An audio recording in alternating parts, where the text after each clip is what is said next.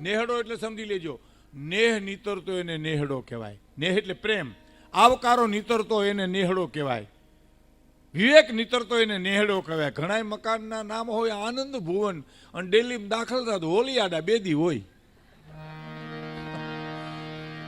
ખડકાઈ ગઈ હોય એટલી જ વાર હોય પ્રગટે એટલી.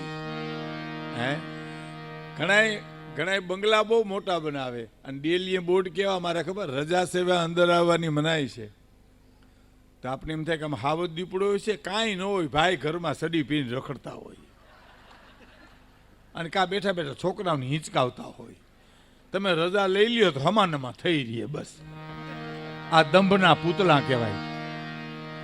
અને ઘણાય તો એવા બોર્ડ મારે, કૂતરાથી સાવધાન, ને બોર્ડની પાસે પોતે ઊભો હોય.